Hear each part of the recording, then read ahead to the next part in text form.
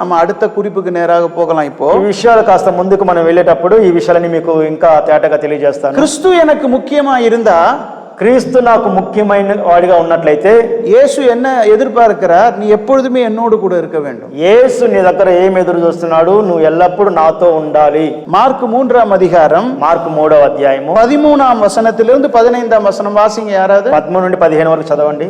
12 பேரை தெரிந்து கொண்டு முதல்ல என்ன சொல்லப்பட்டிருக்கு? அவர்கள் தம்மோடு கூட இருக்கவும். ఆయన ప్రభు 12 మందిని ఏర్పరచుకొని వాళ్ళు ఏం చేయాలని ఇక్కడ చెప్తున్నాడు, తనతో ఉండటానికి.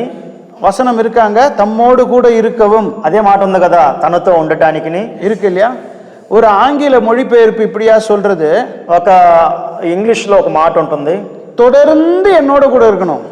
మీరు కంటిన్యూగా నన్ను వెంబడిస్తూ ఉండాలి. தொடர்ந்து என் கூடவே இருக்கணும். మీరు నన్ను వెంబడిస్తూనే ఉండాలి. நான் தான் உன்னை அனுப்புவேன், నేనే మిమ్మును పంపిస్తాను. அவர்கள் தம்மோடு கூட இருக்கவும், பிரசங்கம் பண்ணும்படியாக தாம் அவர்களை அனுப்பவும்.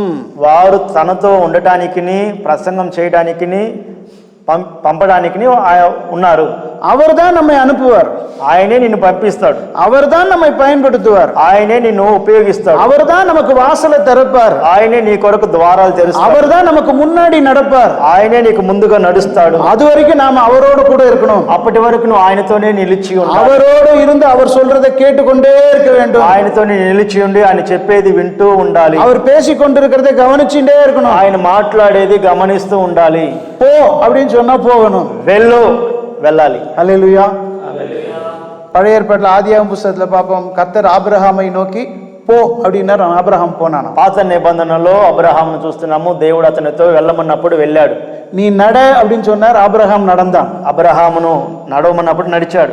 ஆனா ஆபிரகாமை நடக்க சொன்னது தேவன், అయితే అబ్రహామును నడువు అని చెప్పింది దేవుడు, அழைத்தது தேவன், పిలిచింది దేవుడు, போ அப்படின்னு சொன்னது தேவன், వెళ్ళు అని చెప్పింది దేవుడు. இயேசு நம்மை பார்த்து சொல்கிறார், நீ என்னோடு கூட இரு, యేసు మనతో అంటున్నాడు, నువ్వు నాతో ఉండు, நான் உன்னை அனுப்புகிறேன், నేను నిన్ను పంపిస్తాను. கர்த்தர் என்னை ஊழியத்துக்கு அழைத்தார். ప్రభు తన సేవకు నన్ను పిలిచినప్పుడు நான் ரிஷிகேஷ்ல போய் ஒரு இடத்துல, ஒரு ஊழியக்காரருடைய இடத்துல போய் தங்கி இருந்து తనిమేల కర్తరోడు నేరం సెలవడిక. రిషికేష్ అనే ప్రాంతంలో ఒక దైవజనుడితో నేను సేవలో మరి కొన్ని రోజులు అక్కడ ఉన్నాను. அங்கு இருந்து கர்த்தருடைய சமூகத்திலே தனித்திருந்து ஜெபம் பண்ணி வேதம் வாசித்து கொண்டிருப்பேன். ఆ దైవజనుడితో కలిసి మరి దేవుని వాక్యాన్ని చదువుతూ ధ్యానిస్తూ దేవుని సన్నిధిలో కనిపెట్టుకున్నాను. மற்ற நேரத்தில் அங்க இருக்கிற பாஸ்டரோட ఉదవి ஊழியம் பண்ணி கொண்டிருப்பேன். ఇతర సమయాలలో అక్కడ ఉన్న కొంతమంది దైవజనులు కలిసి వారితో సహకరిస్తూ ఉండేవాడిని. ஒரு 45 நாட்கள் அங்க இருந்தேன். 45 దినాలు అక్కడ ఉన్నాను. நான் நாளை தினம் கிளம்ப போகிறேன், రేపటి దినంలో నేను అక్కడి నుంచి బయలుదేరబోతున్నాను. கர்த்தர்கிட்ட கேட்டேன், அப்பா ஊழியத்துக்கு அழைச்சிங்க, நான் என்ன பண்ணணும்? ప్రభువా నన్ను సేవకు పిలిచావు, నేనేం చేయాలి? நாம கர்த்தருக்காக காத்திருக்கிறோம். ప్రభు దగ్గర నువ్వు వేచి ఉన్నావు. கர்த்தர் நம்மோடு பேச வேண்டும். ప్రభు నీతో మాట్లాడాలి. கர்த்தர் இதை செய் அதை செய் என்று நமக்கு கட்டளையிட வேண்டும். ప్రభు ఇది చెయ్యి అది చెయ్యి నీకు ఆజ్ఞాపించాలి. நான் కాத்திருந்தேன். నేను ప్రభు కొరకు ఎదురు చూశాను. காலை கிளம்பும்போது கர்த்தர் என்னோடு பேசினார். ఉదయకాలంలో ప్రయాణమయ్యేటప్పుడు ప్రభు నాతో మాట్లాడాడు. நான் என்னமோ பெருசா நிறைய பேச போறாருன்னு நினைச்சேன். ప్రభు నాతో ఎన్నో గొప్ప విషయాలు చెప్పబోతున్నాను అనుకున్నా. நான் எழுதி வைத்துக் கொள்ளணும்னு நினைச்சேன். నేను అవన్నీ రాసి పెట్టుకోవాలనుకున్నా.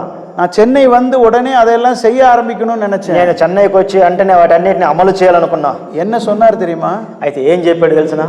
நான் சொன்னதை மாத்திரம் செய், வேற எதுவும் நீ சொந்தமா செய்யாதேன்னார். ఏం చెప్పాడంటే, నేను చెప్పింది మాత్రమే చెయ్యి, నీ సొంతంగా ఏం చేయబాకు అన్నా. நம்ம பல நேரத்துல கர்த்தருக்காக எதையாகினும் செய்யணும்னு நினைப்போம். అనేక సార్లు దేవుని కొరకు మనం ఎన్నో చేయాలనుకుంటాం. நான் கர்த்தருக்காக எதையானு செய்யணும்னு ஆசையா இருக்கேன்னு நினைப்போம். దేవుని కొరకు ఏదైనా చేయాలని ఆసక్తిగా ఉంటాము. ஆனா கர்த்தர் தம்முடைய குமாரன் இயேசுவை கொண்டு நம்ம கிட்ட சொல்றார், நீ என் கூட இரு, நான் சொன்னதை மாத்திரம் செய்யுங்கிறார். అయితే దేవుడు తన కుమారుడితో చెప్తున్నాడు, నువ్వు నాతో ఉండు, నేను నిన్ను ఉపయోగిస్తానంట. ஊழியத்துல நமக்கு பல நேரத்துல நமக்கு வருத்தம் இருக்கு.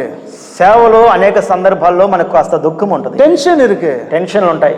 நம்ம பல பேர் மேல கோபப்படுறோம், కొంతమంది మీద మనం కోపపడతాం, குறப்படுறோம், మనం తొందరపడతాం. கர்த்தர் சொன்னதை செஞ்சா ప్రభు చెప్పింది చేస్తే இது எதுவுமே வராது. నీకు వీటన్నిటిని అధిగమించగలవు. ஏனென்றா இந்த ஊழியம் கர்த்தருடையது. ఎందుకంటే సేవ మంది కాదు, దేవుడు. நாம கர்த்தருடைய மாணவர்களா இருக்கிறோம். మనం దేవుని యొక్క విద్యార్థులంగా ఉన్నాము. அவர் சொன்னதை மாத்திரம் செய்யறவர்களா இருக்கிறோம். ఆయన చెప్పింది మాత్రం చేస్తే చాలు. இது என்னுடைய ஊழியம், இது என்னுடைய வேலைன்னு சொன்னோம்னா நம்ம இஷ்டத்துக்கு திட்டம் போடுவோம். ఇది నా సేవ, నా పని నువ్వు అనుకున్నప్పుడు నీ ఇష్టానుసారంగా ప్రణాళికలు వేసుకుంటావు. எங்கேயாவது தப்பு பண்ணிட்டு எங்கேயாவது போய் மாட்டிப்போம். ఎక్కడైనా తప్పు చేసి ఎక్కడైనా ఇరుక్కుంటావు. யாராவது சொல்ல பேச்ச கேட்க மாட்டாங்க, நமக்கு வருத்தம் வரும். ఎవరైనా మాట వినలేదంటే వెంటనే బాధపడతాం. யாராவது எதிர்த்து நிப்பாங்க, நமக்கு கஷ்டமா இருக்கும். ఎవరైనా మనల్ని ఎదురిస్తారు, మనకు కష్టంగా ఉంటది. நாம திருப்பி எங்க போவோம்? கர்த்தருடைய பாதத்துல போய் தான் அழுவோம். మళ్ళా వెనక్కి వచ్చి మనం ఏం చేస్తాము? ప్రభు పాదాలు పట్టుకొని మళ్ళా బాధపడుతుంటాం. கர்த்தர் சொல்லுவார், நீ என் கூட இரு, நான் சொன்னதை மாத்திரம் செய். ప్రభు అంటాడు అప్పుడు కూడా, నువ్వు నాతో ఉండు, నేను చెప్పింది మాత్రమే చెయ్యి. என்னோடு கூட இரு, నాతో ఉండు, என்னோடு கூட இரு, నాతో ఉండు, நான் சொன்னது மாத்திரம் నేను செய். చెప్పింది మాత్రమే நான் చెయ్యి. போகும்போது சொல்லும்போது போ, నేను వెళ్ళమన్నప్పుడు వెళ్ళు, செய்யறத செஞ்சுட்டு வந்து உட்காந்துரு. చేయమన్నది చేసి వచ్చి ஹல்லேலூயா. కూర్చో. நிம்மதியா இரு, నెమ్మదిగా. ஹல்லேலூயா. హల్లెలూయా. மகிழ்ச்சியா இரு, సంతోషంగా ஹல்லேலூயா. ఉండు.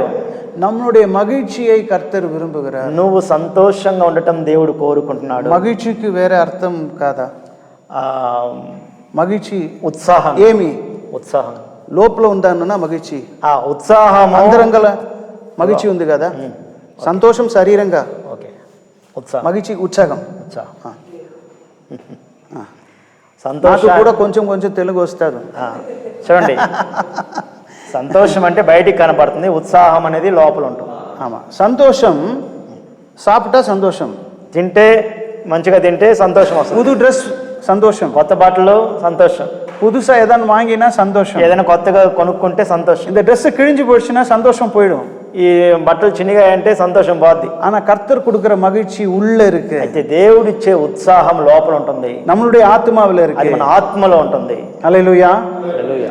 அது ட்ரெஸ் கிழிஞ்சாலும் மகிழ்ச்சியா தான் இருக்கும். అది చొక్కా చినిగినా ఉత్సాహం ఉంటుంది. வேற புது ட்ரெஸ் போட்டாலும் அதே மகிழ்ச்சியா தான் இருக்கும். కొత్త బట్టలు వేసుకున్నా అదే ఉత్సాహం లోపల. ஏன்னா அது இயேசுவோடு கூட இருக்கு. అది నువ్వు యేసును బట్టి, இயேசு சொன்னதை மாத்திரம் செய்யுது, యేసు చేసి చెప్పింది మాత్రం చేసి செஞ்சுட்டு திருப்பி இயேசுகிட்டே வந்து உட்காந்துக்கிறது, చేసి మళ్ళా యేసయ్యతో కూర్చున్నప్పుడు. ஹல்லேலூயா. ఆమేన్. அப்படி பண்ணும் பொழுது అలా చేసినప్పుడు அவர் பிரசங்கம் பண்ண அனுப்புவார். ఆయన ప్రసంగం చేయడానికి அந்த பிரசங்கம் வாய்க்கும், ఆ ప్రసంగం ఫలిస్తుంది. பிசாசுகளை துரத்த அவர் வல்லமை கொடுப்பார். దయ్యాలను వెళ్ళగొట్టే శక్తినిస్తాడు. பிசாசுகள் துரத்தப்பட்டு ஓடும், దయ్యాలు పారిపోతాయి. ஹல்லேலூயா. హల్లెలూయా. ஹல்லேலூயா. హల్లెలూయా.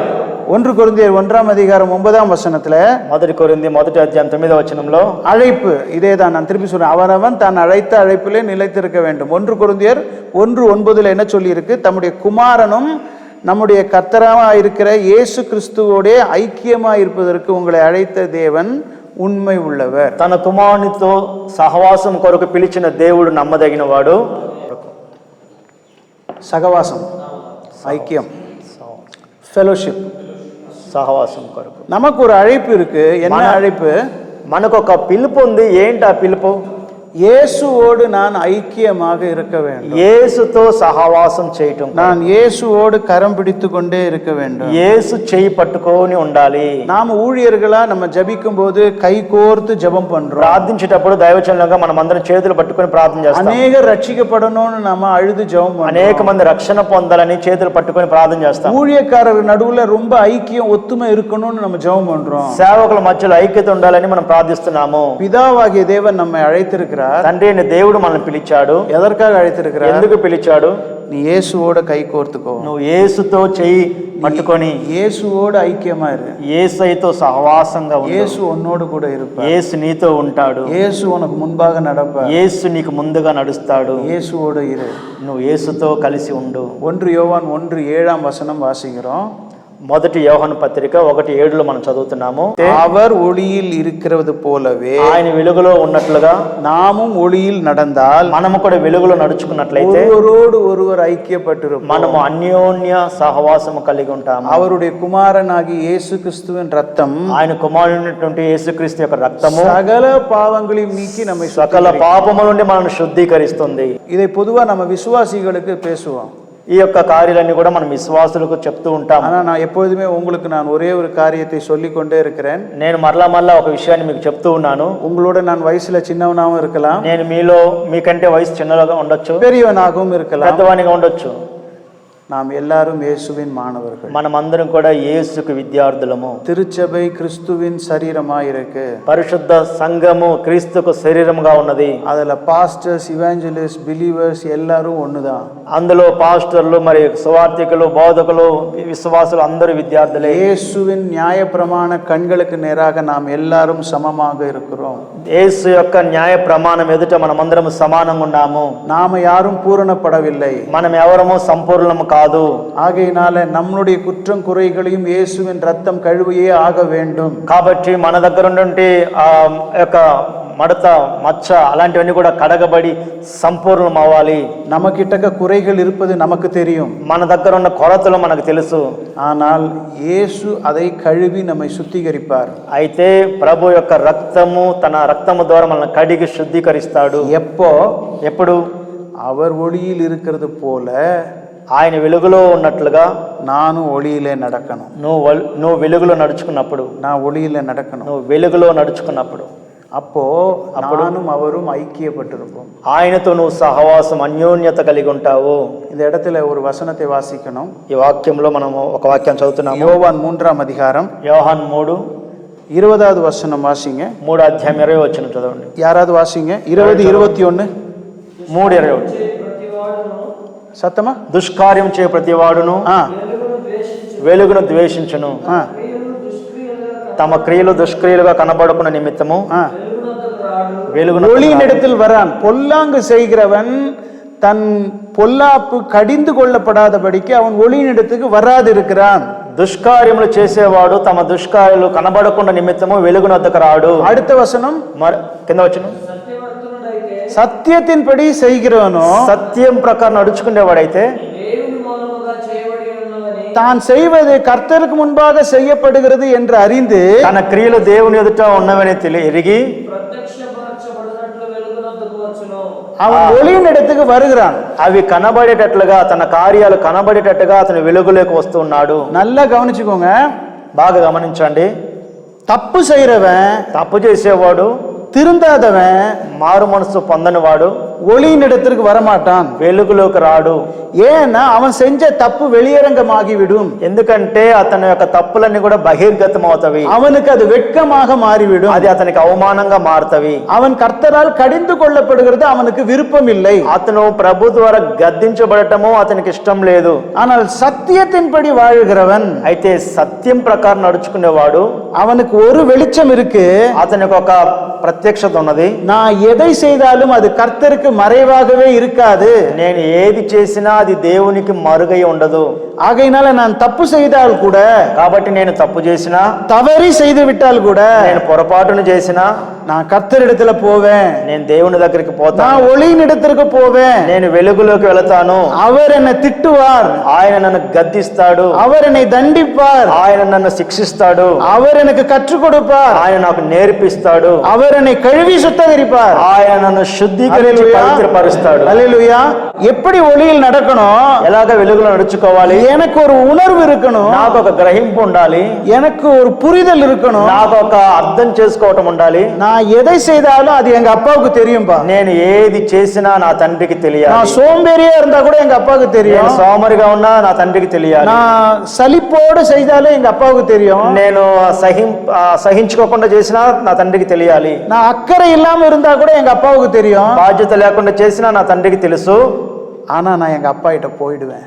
అయితే నేను నా తండ్రి దగ్గరికి పోతాను, நான் எங்க அப்பா கிட்ட பேசுவேன், నా తండ్రితో మాట్లాడతాను, நான் தப்பு பண்ணது அவர்கிட்ட சொல்லுவேன், తప్పు చేసిన విషయం ఆయనకు చెప్తాను, அவருடைய ஆலோசனையை கேட்டு அவர்கிட்ட திட்டு வாங்கிறதுக்கு நான் தைரியமா இருக்கேன். ఆయన ఆలోచన తీసుకొని ఆయన తిట్టినా పర్వాలేదు, ఆయన ఆలోచన తీసుకుంటాను. ஹல்லேலூயா. హల్లెలూయా. அவர் என்னை கழுவி சுத்திகரிப்பார். ఆయన నన్ను కడిగి శుద్ధీకరిస్తాడు. அவர் என்னை தொடர்ந்து ஒளியில நடக்க செய்வார். ఆయన నన్ను కొనసాగి వెలుగులో నడిపిస్తాడు. அவர் என்னை బలப்படுத்தி స్థిరపడుతువాர். ఆయన నన్ను బలపరిచి స్థిరపరుస్తాడు. హల్లెలూయా. హల్లెలూయా. హల్లెలూయా. హల్లెలూయా. அவர்தான் முக்கியம். ఆయనే ముఖ్యము. அவரோடு கூட இருக்கணும். ఆయనతో కలిసి ఉండాలి. எல்லா சூழ்நிலையிலும் சமாதானமா இருக்கணும். అన్ని పరిస్థితులలో నువ్వు సమాధానంగా ఉండగలుగుతావు. హల్లెలూయా. హల్లెలూయా.